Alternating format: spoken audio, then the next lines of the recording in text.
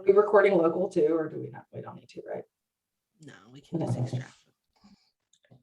Hi, flamethrowers. Amira here. I'm obviously joined by Jessica and Lindsay. And we just hopped on here to chat about a film, King Richard. It's been a few weeks since it came out. I hope that everybody has had the time to see it. And we just wanted to jump on here and talk about some of the things that it made us think about.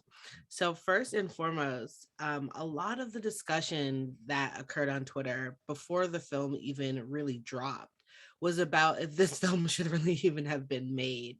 Some people objected to the appearance of a film about Serena and Venus Williams centering on their dad, Richard, instead of them, especially under the title King Richard. Now, on the show a few weeks ago, I, of course, said push back against that, but I wanted to open it up and start with that. And before we dive into the film, which is, I wanted to get your opinion, Jess and Linz, what your first reaction is when you heard this film was being made, and kind of where you fell in that kind of discourse, and if that has changed since you've seen it. I disagree that the film should be made. I mean, I think whatever way you feel about him, which complicated feelings, as we will discuss in this, are appropriate, I think. Richard Williams is one of the most important sports figures in history. And the creation, of Serena and Venus was every step of the way very intentional. And of course, a lot of luck and a lot of effort from Serena and Venus went into that. And I think many films should be made that center them as well. But I think absolutely, Richard Williams, this was not an accident, he set out. It was it's not really replicable, but it also he set out to create Black tennis superstars, and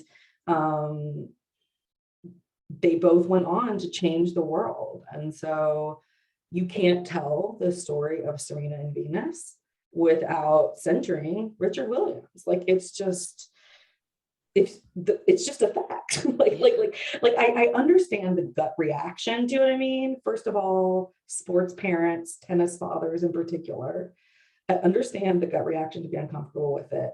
But like I said, you can't tell this, he is the central figure in the origin of their story. Do you know what I mean? And so if you're focusing on those years, he's the one. And even though it's not a copy and paste replicability, we do know that many Black tennis fathers, Coco's, Naomi's, have said that was what got them, put a racket in their daughter's hands. So Absolutely. We've seen influence beyond just his own daughters. And obviously, and I can talk about Black fatherhood later, but I think that that's absolutely vital points you're raising, Linz. Jess? Yeah, it's interesting because the first time I heard this critique was not on Twitter. It was from a friend of mine who has nothing to do with Twitter. So she definitely did not hear it there. But when she first heard about the movie, she texted me to be like, what? Why is a story about Venus and Serena named after a man? And I get that an immediate reaction. I think Richard was so important, as Lindsay said, and so maligned. I think if you've come to Serena and Venus, but specifically Serena in this back half of her career, where she has taken on the title of greatest ever, working with Patrick, I think it's easy to not know anything about Richard and sort of what he went through. And on some level, it's amazing to hear Chris Everett talk him up in a positive way when discussing their careers while one of them is playing, because that is just so not what was happening while he was actually coaching them. And so I think I said this on Twitter, but it makes sense to me that the sisters who produced this, Richard had I think, multiple strokes a few years ago. He's still alive, but he is old. Like, I can see why they would want to create this and participate in the creation of this story around him before he passes, so they can see, like, they clearly care deeply about him and for him. So it all makes sense to me. And then I know we're about to get into it, but like, the movie was not, I didn't actually know what it was about going into it, and was like pleasantly surprised. I loved it. And so I think the title really is a red herring in a lot of ways for what actually takes place in the movie. Yeah. And actually, let's jump in from there. I would love to hear your thoughts, your favorite parts about the movie.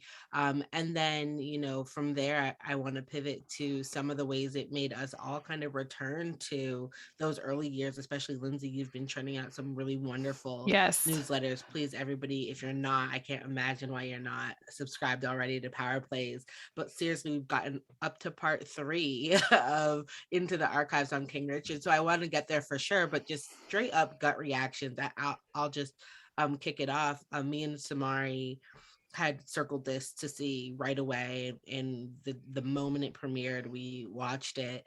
And yeah, I mean, there's so many parts of it. I was most captivated by the young girls playing the Williams sisters, as I knew I would be, even in promos. But also of Oracene, like of this kind of textured portrayal we got of their mother, as mother, as coach, as somebody who's presenting a different style of training to Serena when she's kind of left out of the formalized training, early training efforts that Venus gets. And I just thought that was really important and impactful. It's one of the biggest things that I took away from the film, is just like that kind of textured interior life of the family. I know Serena talked about how she cried through the movie watching the actress playing their older sister, who of course was murdered. And I could feel that, like, because you could feel the energy and the dynamic of that whole family together in a way that it hasn't been able to be in decades. And so those were the things that stuck out to me. And of course, the little moments, like when they're walking through a tennis, practice, and you hear somebody say, oh, he's good, but he has a little brother, Andy. And, you're just like, oh, Andy Roger. I like those little moments, of course. What were some of the biggest features of the film for you that you kind of, that stuck to you? Well, Andy Roddick, of course, step up, not Andy Roger, but yes. Well, you know what I meant. I said Roderick. I don't know why I call him Roderick. You know how important Andy Roddick is to me as an individual. So anyways, I liked it more than I thought I would. I have never liked Will Smith as a character actor. I love him in movies like Men in Black and stuff like that are just like fun. I've never liked a single performance of his as a character actor. It's just not my thing. I know a lot of people do. So that was difficult for me, but the girls were wonderful. The actresses playing Serena and Venus were just remarkable, and it was just so cool to see them. And it was really true. Of course, there were creative liberties taken, but it was remarkably, it didn't take nearly as many liberties as I would have thought a movie like this would have taken, and I was pretty impressed. So I did like the movie. I thought it was great. I think it will bring this story to so many people who don't know it, right? Who just know Serena as the GOAT. I mean, there's so many people who don't even know how good Venus was, right? And like Amira said, I've been doing a From the Archive series on Power Plays, where I've been looking back at the news coverage that kind of corresponds to the time period of the movie. And, Serena has always said, like, I wouldn't be where I was without Venus. Like, Venus went first. And looking back on those days, I mean, you really see it. All the focus, all the pressure, all the spotlight was on Venus. I mean, she was held up as this child prodigy at 11, and, things would mention, oh, and Serena too, and maybe Serena will be better. That's something Richard had always said.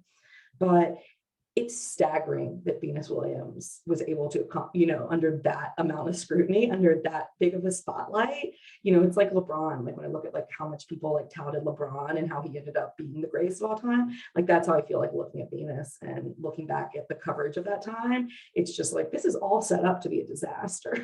This is just set up to be a disaster. And yet, like, you did it. But, I wish the film had gotten a little bit more into Richard's backstory, because I want to know a little bit more why. I mean, I know like there was a check, right? He saw the check, the woman, the tennis player, and how much money the tennis player got. But like, I wanted to know a little bit more about what makes Richard Williams tick, because he's a complicated figure and there's a lot there. And I think there's a lot to explore. And since he was the driving force of this film, right, it just kind of, I felt like, took for granted that he was who he was. Do you know what I mean? And it was fine because it moved well, it told the story well. But I really could have used a little bit more like psychoanalysis backstory of like, the reasons that Richard Williams was who Richard Williams was, because I'm interested in that. Yeah, for sure. And I want to ask Jess about this too, because we had offline discussion about Will Smith and Richard Williams and the portrayal.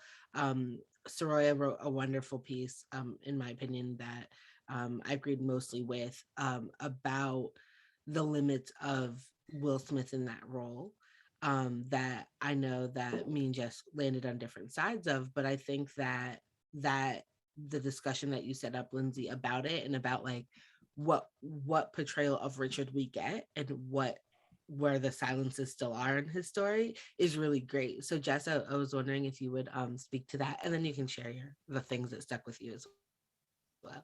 Yeah, sure. Yeah, I didn't mind him at all. Like I thought he did a pretty good job. I never forgot it was Will Smith. I think that's a big part of like Will Smith as character actor. Probably, yeah. But I thought overall he did a good job, and he really got me in that one scene with the young Venus, and they're on the court and he was talking about his dad leaving. Was that the scene? Oh, that one got about his dad running. Yeah. Whew, I mean, it got me. Like I was like, oh, yep, felt like hit me exactly the way it was supposed to. I will say one thing about the movie. It didn't make me want to be around Richard Williams. Like you get why he was off-putting to people. I mean, especially white people, but just like anyone. I mean, I could see why like he would be a difficult person to be around and to deal with. And I felt like those rough edges were clear. My favorite thing, I think Oracene was my favorite thing in the whole movie, and just shout out to Aunjanue Ellis. She just ate up that screen when she was on it. There's a great scene that everyone keeps talking about in the kitchen between the two of them, and that is all her. Like she sells that entire thing. She has way less screen time and does everything with it. And I just thought she was incredible, and what a testament to Oracene that like that's who she is on the screen. And I also thought the young woman who played Venus was spectacular. Like, and I agree. Like one of the things that I deeply enjoyed about the movie was the girls, like the group of all of the Williams sisters, and the chemistry that those actresses had with each other, and with Will Smith and Aunjanue Ellis. Like I think that whole family works really well. And I will say like one of my favorite things is that it ends when Venus is still 14 years old, and has won this, like the first major, didn't even win, she lost, but it was still like a major, like she fought real hard on this big stage. And I guess as I was watching the movie, I was like, I don't know how this ends. Like, I don't know where the ending point is. And I thought that was such an interesting moment to sort of say, you watching understand what's about to happen, so we can just leave this here. But again, it was about Richard's triumph and what his daughter had accomplished, but it was also Venus. I think it was Shane Thomas had tweeted this at me, and he took it from some review, I want to say New York Times, but like that this was also Venus Williams' superhero origin story. And like for that, I will love this movie until I die, because I deeply love Venus. I've always said that, like, I love Serena, but like Venus has my heart. And so when it ended, I was just like, yes, yes, yes. So But especially because you get to see her character like come on, right? Like you by the end of it, she's the one rejecting the offer. She's the one mhm, making that. And you can see so well how he and yes, Orson have infused her with the power to own that moment. yes. And that's what I love about that. I think Shane's right on, that line he pulled is so apt, because you see them right at the precipice of what we know is coming. And sometimes, like, I am such a sucker for like happy endings, and sometimes I'm Oh yeah, like, me too, obviously. and I'm like, as soon as like 10 minutes in and they're like, this is never gonna happen, I was like, I can't wait to watch them eat their words. Like, I need to see it. Like, it's so I also thought it gratifying. was like very, I don't know, Linz, how you felt about it, but like I thought the tennis was good. Like I thought the Yeah. way they shot the tennis was Mhm. very good. The woman who played Arantxa Sanchez Vicario was what a double. Like I was like, I feel like I am watching her again. Like just I don't know. I like that part of it was And I really liked how well they played done. off the differences in Serena and Venus's style, and being able to always shoot Serena as that outsider, as with that chip, that training with Orsine. You could see how the game developed just slightly different in ways that I found compelling.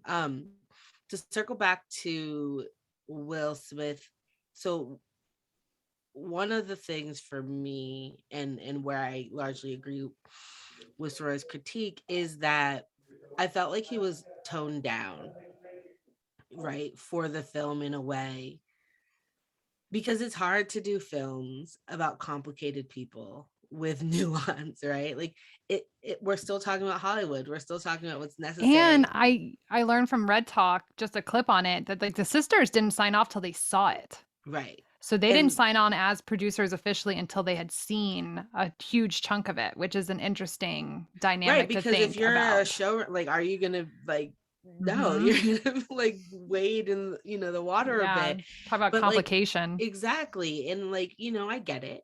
And I think we all get that. But I think it's hard because there these moments that you get to see rage, or you get to see kind of loudness, you get to see this, like, where he like literally recreates the scene where Richard interrupts the reporter. We have seen that you can go on Twitter right now and find that scene. It feels like a sudden burst from Richard by the way that Will Smith has been playing him, in that he's been playing him as like this kind of bumbling, determined, Southern dad with his plan and a little bit of naiveness, but determination. And I think that like we don't get until the end credits with like the real tape of him like dancing with the Compton sign, right? Lindsay, just one of the newsletters, talks about this moment where he's like bringing the Compton concrete, right? Like that brashness, right? That where it wasn't like, no, I'm just gonna like do my plan, but also the entire way I'm gonna remind you that I told you what we were doing, and here we are doing it, and you're gonna have to deal with that. And it's a bravado that I think is complicated, because I don't think the movie could have. I think the movie had to shy away and tone down certain aspects of that. And so even when we get to see him being slightly unreasonable, and you have, well-meaning tennis folks who are trying to say, Richard this, or, whatever, you never are moved from his side. You're always like, yeah, he's unreasonable, but I'm still in his corner. And I think that was the one area that, subsequent movies and subsequent things that center, what does it look like through the eyes of Venus? What does it look, that neighbor is just meddling the whole time. And we're seeing her as like, oh, she's calling CPS because they're training, et cetera, et cetera. But what does the story look like? And this is what I perhaps is so exciting, that it also just like kicks off that era of like considering the Williams sisters, because I would love to see a film centered on Venus through her eyes of her father, that allows us to really dig deeper with even if the end result is that she's a champion, that doesn't mean that there was not harm, right? And impact and pressure and tension that came not just from the tennis world, but from her father as well. And so those are my hopes for the future of, movies. Linz? I think it's so, like, reading back through these news articles, I think like Richard Williams is such an over the top character. He seems fake. Like, he seems like he's a written, like, Hollywood, like, person. I mean, you guys, like Amira was saying, like, I just died when I found out, like, he literally carried around like a chunk of concrete in his pocket so he could pull to reporters and be like, we're from Compton. This is the ground where we came from.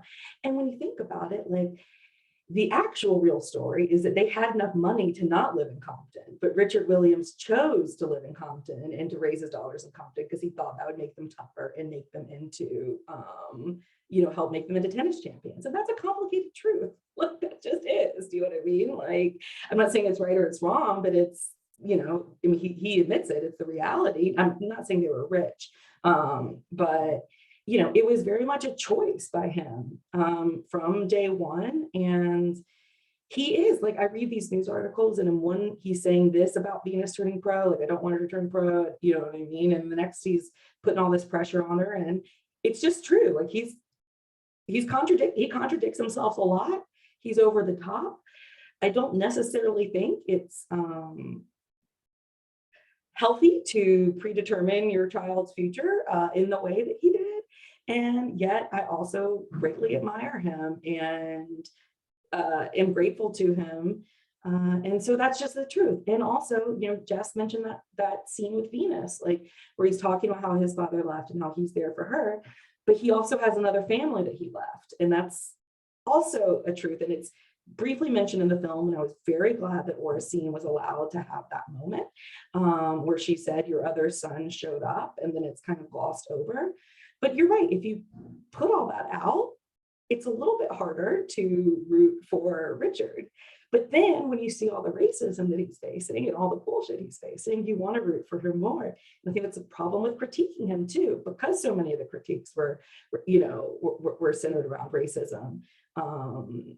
You often don't want to buy into that at all, but the reality, you know what I mean? But he's not an untouchable, figure either, like, nor should he be. So, like I said, I just have complicated thoughts about Richard Williams, the man. I thought the movie did a good job. I understand why they made the choices they made, but there's no way possible to oversell the person that Richard Williams was. Like, he was all the things to the, I think he is the best of fatherhood and Black fatherhood and the worst of some families. You know what I mean? Like, he's all the extremes together. He's the best of tennis parenthood, of sports parenthood, and the worst in some ways. See what I mean? And I think that ultimately, I was glad the film focused just on the ages it did, Venus basically from 11 to 14. And I think it would have been weird to have them center a story around adult Venus and Serena, to center him in that part of the story. Do you know what I mean? But I thought for centering him, this was the perfect time frame to center, because they're still kids. And I think that's important. They're super still. At one point, somebody turned to me and was like, she was 14. I'm going to be 14 in January. And I said, yep, you're so behind. Like, I don't know what to tell you. I think it was interesting because, I actually was kind of holding my breath about whether or not we were going to get to Indian Wells and the famous scene of racism. And I kept thinking about, which we don't. And I think racism is interesting in this movie because it's present, I feel like, all the time. Like, I feel like Richard is constantly operating against that. And they bring up race a lot. But one thing they chose not to do was show racial abuse. And I thought that was really interesting choice within the movie, because a part of me was like, good. Like, it's nice to imagine these young girls not having to actually see that kind of abuse on screen. And we know it's coming. Those of us who know that it's literally going to come into the stands multiple times over in their careers. But I thought that was an interesting narrative choice in how they told this story, because it was present, but it wasn't on screen. if that makes sense. Yeah, but it also allowed a view of the insidious nature of racism, in a way that, like, I think for some people it's easier to recognize when it's insults hurled from the stand, but when it's just the, you know, low expectations, when it's barriers, when it's, you know, the presumption of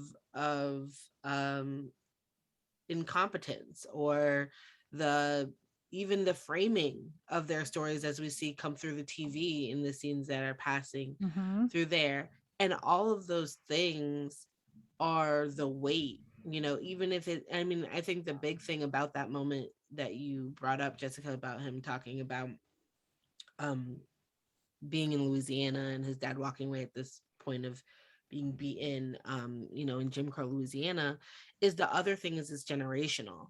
And so what does it mean when your father, when your grandparents lives have been absolutely shaped by racial terror? A lot of people like Richard Williams migrated from the South to the West, to urban centers in the North and up South, and are carrying that racial terror with them. And you pass that down, you know, I mean, I think anybody who parents Black children experience this, where I steal my kids for the world based on my experiences. The way racism has impacted their lives has been largely indirect. There's been other direct things, but at the same time, right? Jackson just turned 9. He also grew like 15 inches. The kid is like up to my boobs. And every year since he was 5, his birthday has been celebratory, but like a year closer to the world not seeing him as an innocent. And it happens in a blink of an eye. And his kids are giving him presents, right? It's our experiences that are informing our reactions to Nerf guns and the thought of that in his hand. And I think that generational impact of racial terror comes through when you get that story from Richard, and how it shapes, right, the way that you parent Black children in this world, especially as you know they're navigating white institutions, especially when they're violently white institutions like tennis. And I think that to me was something that really resonated. Michael resonated for him as well when we watched it with the kids, and just thinking about what you steel yourself for when you know you're going into those spaces. I also wanted to take a second to make an abrupt change to a kind of subject of levity, to admire the soundtrack of the movie. I talked to Courtney Cox, of course, Perry Johnson. They have Sound of Victory. They've talked about, of course, Beyonce appeared with a song for the movie that, obviously, like, every time it starts, I'm like, ah, I love this song. Just that like deep, like, I love it. Anywho, but I just thought the soundtrack too set the scenes of Compton, you know, of the clubhouse, of the kind of joy and pain and hustle and all of that. Like, maybe it's because I'm like learning about sound design, like I'm paying more attention to this, and I was like, oh my gosh, like this soundtrack just feels like it really also infused the film with a sort of energy that I really appreciated.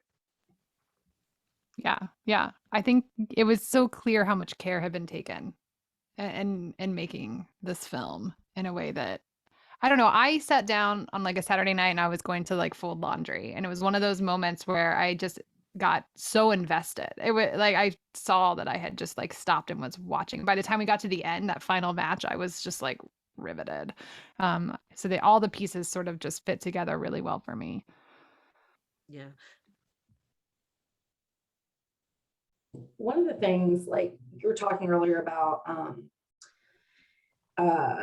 Jess was talking about like how the racism wasn't as explicit in ways. It was more of the institutional kind, and the low expectations. And looking back, when I was looking back at the coverage, I was expecting the coverage to be very racist from that time period, and it wasn't as explicitly racist as I thought it was going to be. I mean, it was Richard himself saying the Ghetto Cinderella, you know, calling them Ghetto Cinderella. It wasn't writers, you know, coining that term. And I know that the coverage obviously later turned much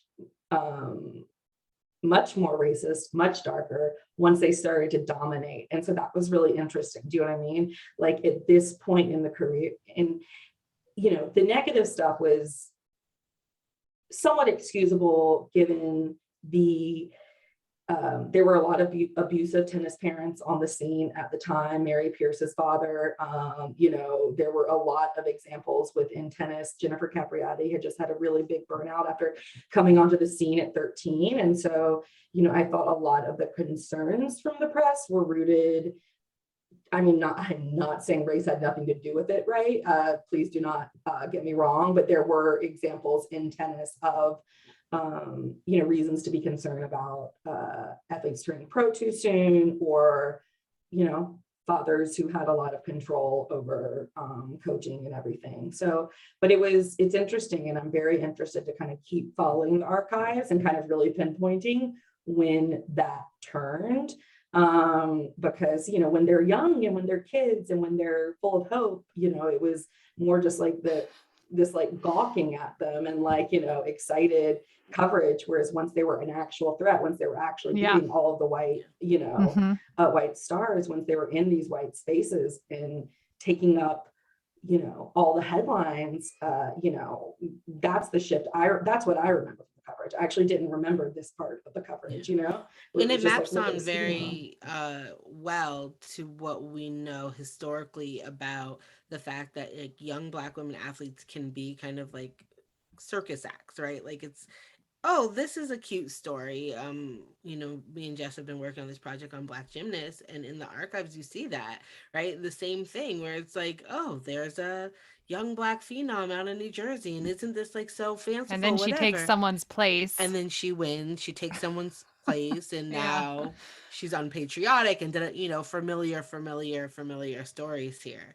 And I think that that's like capturing that moment, right, where that's building, where everybody is just doubting, and then they've shocked everybody, and then right, what follows.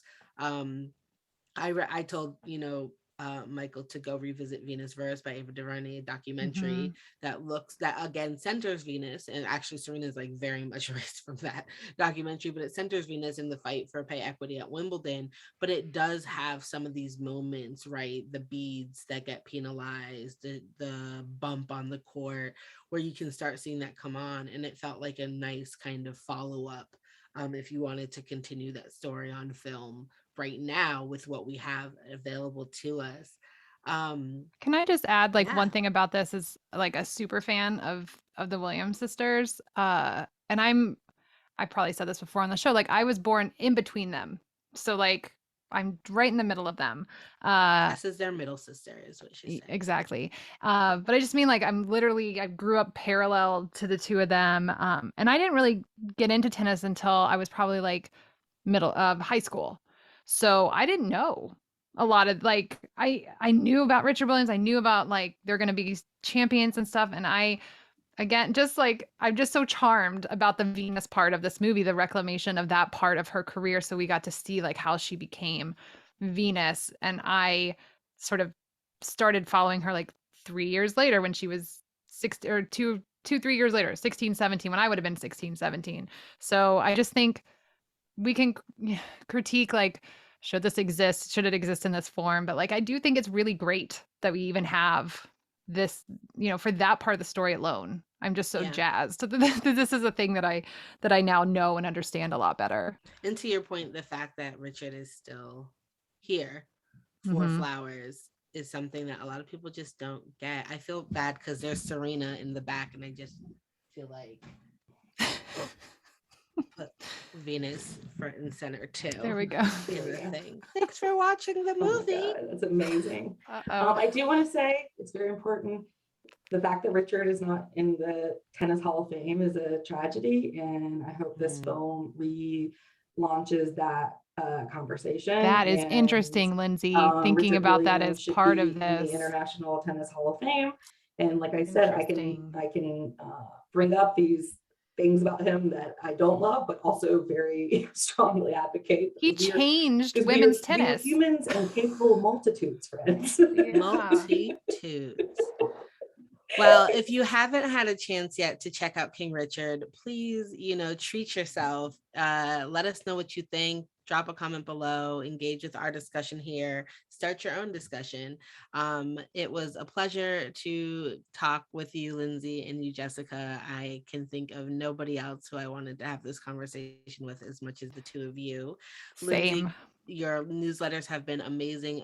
Again, please Thank you. check out the Power Plays newsletters. We have part 1, 2, and 3 of a deep dive into the archives based on the film King Richard.